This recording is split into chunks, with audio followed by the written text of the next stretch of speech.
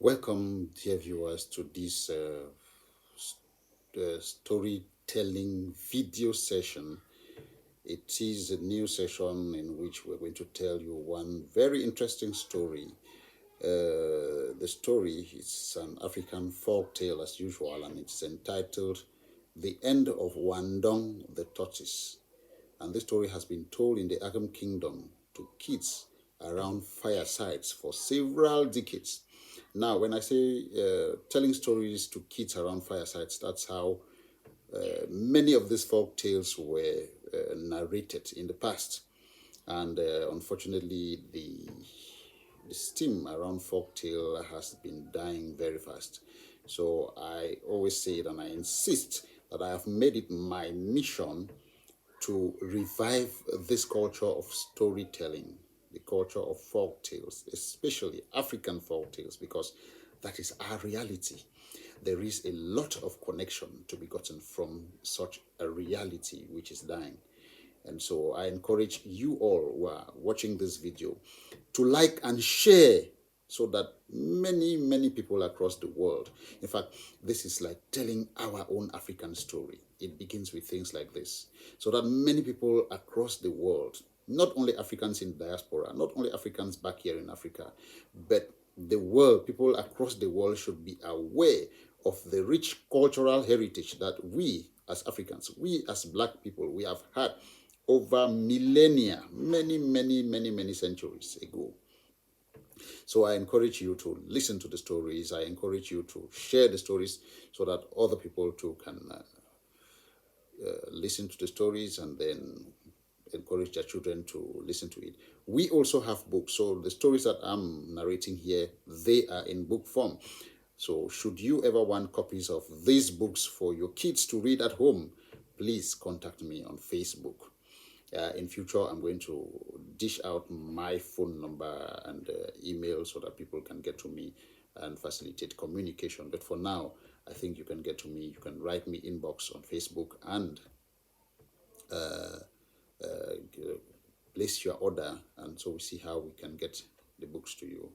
Having said that, thank you so much. Like I said, that this story has been narrated in the Agam Kingdom, for several decades now. This version is written and narrated by Walang Abang.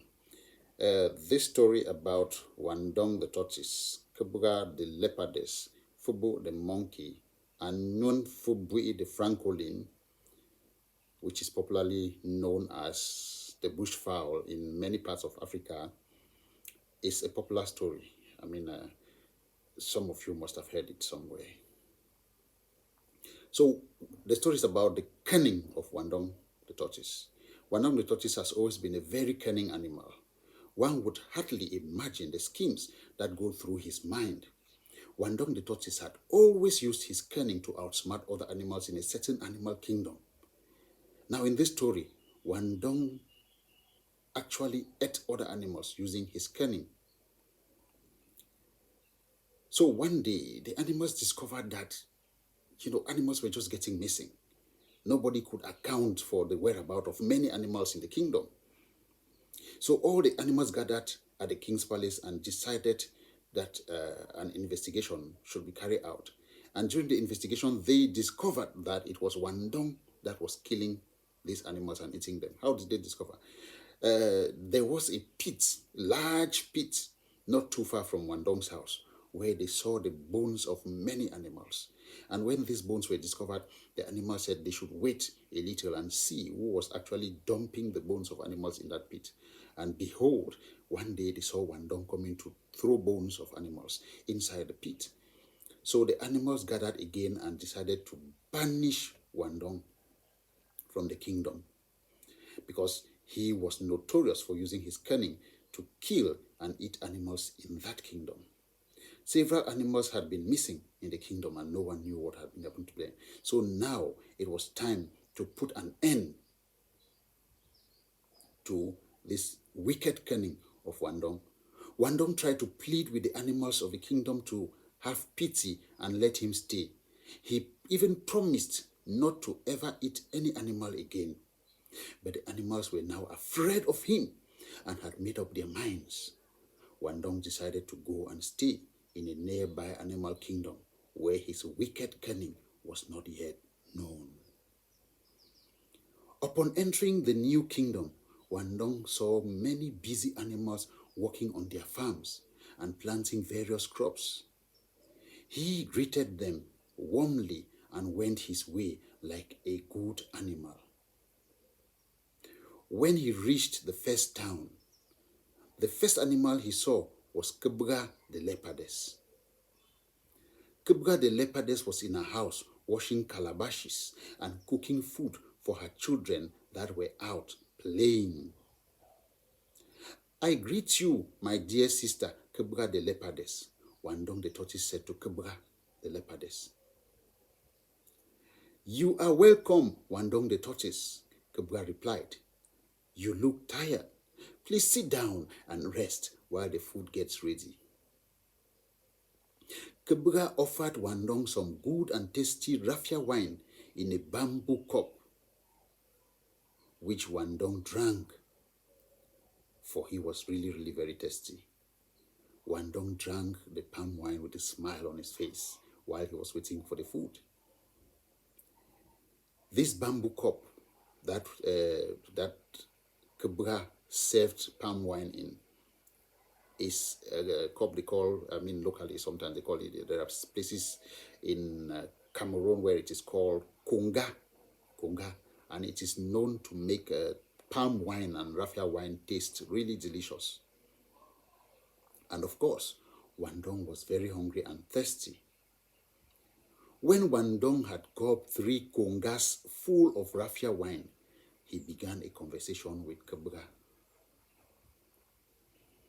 Kebra the leopardess, my dear sister, why do you stay at home while all animals in this kingdom go to their farms to work? Wandong the tortoise asked Kebra. It is because I have 5 children to take care of, replied Kebra the leopardess. They are still too young to take care of themselves, and they still suck breast milk. Where are they? Wandong asked. Kebra the leopardess told Wandong that the children were out playing. Wandong asked where their father was, and Kebra the leopardess bent her head down sadly. Their father is very irresponsible. He runs after other leopardesses when he is not drinking raffia wine or palm wine. He is now living in another kingdom with 3 leopardesses and getting drunk every other day. Kebra told Wandong that if she left her children in the house all by themselves, something bad could happen to them. And Wandong followed up and asked Kebra whether Kebra hadn't any relatives, close relatives who could, watch over the children while Kebra went to the farm. And Kebra said that everybody in their family was busy now in their own farms. And so she could not keep them and ask them to stop working and take care of her own children. Wandong pretended to feel very sorry for Kebra. Oh, poor Kebra the leopardess. You know you are my sister. I could stay with you and take care of your 10 children while you go to the farm to work. You are very strong, and such strength should not be wasted at home. Kebra the leopardess was happy in her heart, but she said, no, don't bother yourself for my sake, Wandong the tortoise. I don't want you to change your program because of me, my brother. And Wandong the tortoise was happy. You see, you just called me your brother, Wandong cried out. Kebra, I need to inform you that we both have the same family. Your great-great-grand-uncle and my great-grand-uncle came from the same family in Naikom in the Agam kingdom. Kebra said. Kebra, the leopardess, was not convinced, and Wandong knew this from the way Kebra was looking at him. From the body language of Kebra, Wandong knew that what he had told Kebra was not convinced at all. Okay, listen to our names in this relationship, Wandong said to Kebra persuasively. And Wandong called some strange names. Wandong, Kebra the tortoise leopardess Kumbongosi. Kebra the leopardess tortoise kuumbongosi. Or better still, Wandong the tortoise kuumbongosi Kebra. And he said that these names all boil down to kuumbongosi. And so Kebra should know that he cannot sit as his brother or as her brother. He cannot sit by and watch Kebra suffer. So he said that it won't bother him at all to take care of his handsome nephews and beautiful nieces. Wandong had just done a cunning combination of names that confused Kebra, and she thought that Wandong was saying the truth. Perhaps she was related to Wandong the tortoise, after all, but did not know. A lion related, or a leopardess related to the tortoise. To this proposal, and trusting that Wandong was honest, Kebra the leopardess agreed and decided to leave her 5 children under the care of Wandong the tortoise and go to work on the farms. The next day, Kebra the leopardess left early in the morning for her farm, but before leaving, she gave Wandong food to be cooked for the children, and then she breastfed all of them. Wandong the tortoise reassured Kebra that all was going to be fine, while he promised the children all sorts of amusing games like hide and seek, touch and follow, mbolo mbolo, and the famous palele dance. The 5 children of Kebra, the leopardess, were very happy to have their interesting uncle Wandong with them. When Kebra had gone to the farm, Wandong killed one of Kebra's children, cooked and ate all the flesh. To make sure that Kebra did not suspect anything when she came back from the farm, he threw the bones in a pit far from Kebra's house. He fed the other children very well and cleaned the house, washed all the calabashes, and bathed the 4 remaining children, and everything looked nice and neat. When Kebra came back very tired, she was impressed with the order she saw. The house, the calabashes, the clay pots were cleaner than ever. Wandong gave Kebra warm water and she took a good bath. Wandong gave her food and she ate. Kebra enjoyed the food. Wandong was, of course, a great cook. After bathing and eating, Kebra asked Wandong to bring the 5 children for breastfeeding. Wandong brought 9 children, each in their own. Wandong brought 4 children, each in their own turn. When the 4 children had all been breastfed, Wandong brought the first one a second time, and the child sucked only a little breast milk. Why has he sucked very little milk? Kebra the leopardess asked Wandong the tortoise for the first child.